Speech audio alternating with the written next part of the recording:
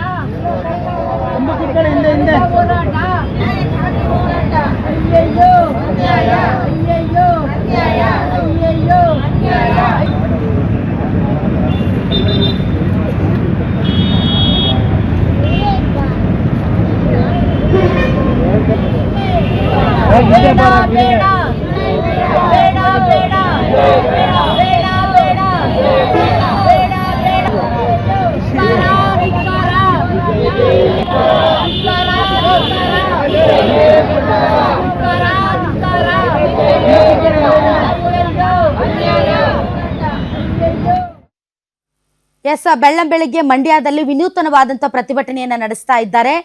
Tamil Nadu CM Vijay ಏನು ಕರ್ನಾಟಕಕ್ಕೆ ಬರ್ತಾ ಇದ್ದಾರೆ, ಆ ಒಂದು ವಿಚಾರಕ್ಕೆ ಸಂಬಂಧಪಟ್ಟಂತೆ ಗೋ ಬ್ಯಾಕ್ ಸಿಎಂ ಅಂತ ಚಳುವಳಿಯನ್ನ ನಡೆಸ್ತಾ ಇದ್ದಾರೆ. ಮಂಡ್ಯ ರಕ್ಷಣಾ ವೇದಿಕೆಯಿಂದ ವಿಭಿನ್ನ ಪ್ರತಿಭಟನೆ ನಡೀತಾ ಇದೆ.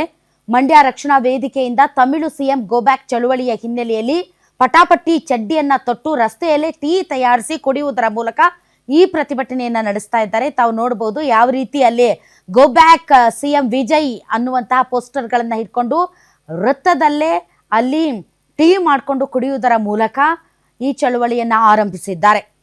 ತಮಿಳುನಾಡು ಮತ್ತು ಕರ್ನಾಟಕದ ನಡುವೆ ಸಂಕಷ್ಟದ ಸಂದರ್ಭದಲ್ಲಿ ಮಳೆ ಬರದೇ ಇರುವಂತಹ ಸಂದರ್ಭದಲ್ಲಿ ಪದೇ ಪದೇ ಪ್ರಾಧಿಕಾರಗಳು ತಮಿಳುನಾಡಿಗೆ ನೀರ್ ಬಿಡಿ ಅಂತ ಹೇಳ್ತಾ ಇರೋದು ಇದು ಕರ್ನಾಟಕದ ಪಾಲಿಗೆ ಮರಣ ಶಾಸನವಾಗಿದೆ. ಯಾಕೆ ಅಂದ್ರೆ ನಮ್ಮ ಜಲಾಶಯಗಳಲ್ಲಿ ನೀರಿಲ್ಲ. ಈ ನೀರಿಲ್ಲದೆ ಇರುವಂತಹ ಸಂದರ್ಭದಲ್ಲಿ ನಾವು ಬೆಳೆಯನ್ನ ಕೂಡ ಬೆಳೆದಿಲ್ಲ ರೈತರು. ಆದ್ರೆ ಕುಡಿಯುವ ನೀರಿಗೋಸ್ಕರ ಇಟ್ಕೊಂಡಿರುವಂತ ನೀರನ್ನ ಪದೇ ಪದೇ ತಮಿಳುನಾಡಿಗೆ ಬಿಡಿ ಅಂತ ಅಂದ್ರೆ ನಾವೇನ್ ಮಾಡ್ಬೇಕು? ಈ ವಿಚಾರದಲ್ಲಿ ಈ ಧೋರಣೆಯಿಂದ ಬೇಸತ್ತಿರುವಂತಹ ಕಾವೇರಿ ಕೊಳ್ಳ ಭಾಗದ ರೈತರು ಮತ್ತು ಕನ್ನಡ ಪರ ಒಕ್ಕೂಟಗಳ ಸಂಘಟನೆಗಳು ಪ್ರತಿಭಟನೆಯನ್ನ ನಡೆಸ್ತಾ ಇವೆ.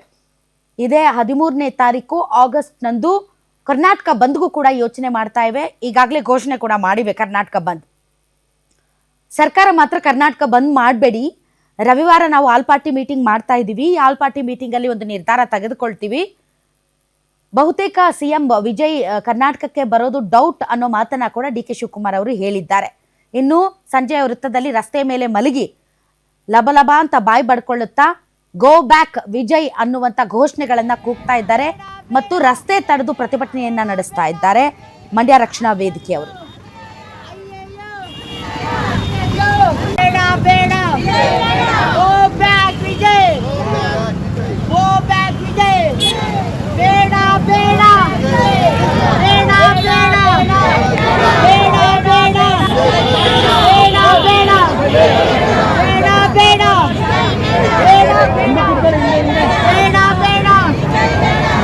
ಬೇಡ